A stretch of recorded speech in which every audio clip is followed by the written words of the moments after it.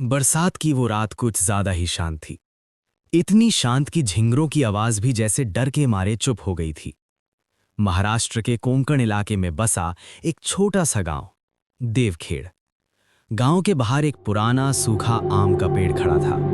गांव वाले उसे कहते थे मुंजिया झाड़।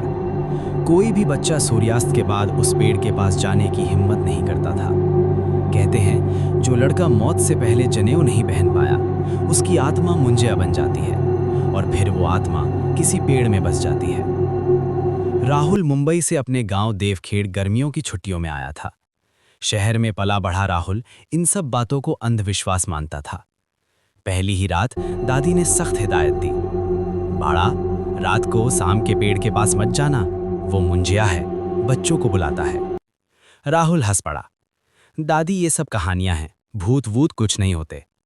दादी ने बस एक बात कही, अगर कोई रात में तुझे नाम लेकर बुलाए तो पीछे मुड़कर मत देखना। तीसरी रात करीब 2:15 राहुल की नींद खुली। किसी ने उसका नाम लिया, राहुल। आवाज बाहर से आ रही थी, धीमी, खिंची हुई, जैसे किसी बच्चे की हो। राहुल उठा, खिड़की से बाहर देखा, वही आम का पेड़ और उसके नीचे एक छोटा सा साया। साया हिल रहा था। कौन है? राहुल ने आवाज लगाई। साया हंसा, हंसी बिल्कुल बच्चे जैसी, लेकिन उसमें कुछ गलत था। अगली सुबह राहुल के पैरों पर लाल खरोंची थीं, जैसे किसी ने नाखूनों से पकड़ा हो। दादी सब समझ गई। उन्होंने गांव के पुजारी को बुलाया।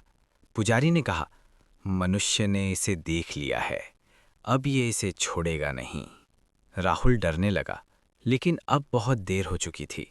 सच का खुलासा गांव के एक बुजुर्ग ने बताया, कई साल पहले उसी पेड़ के पास एक 9 साल के लड़के की मौत हो गई थी, बिना वजह, अकेला, रोता हुआ।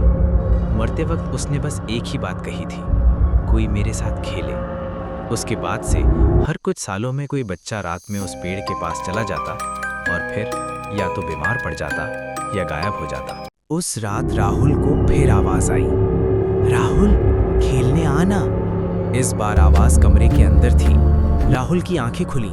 उसके सामने एक छोटा लड़का खड़ा था, सिर झुका हुआ, गर्दन टेढ़ी और उसकी पीठ से जनेऊ का फटा हुआ धागा लटक रहा था। तू मेरा दोस्त बनेगा? मुंजिया ने पूछा। राहुल चीख भी नहीं पाया। सुबह राहुल का कमरा खाली था, दरवाजा खुला हुआ और आम के पेड़ के नीचे छोटे छोटे पैरों के निशान थे।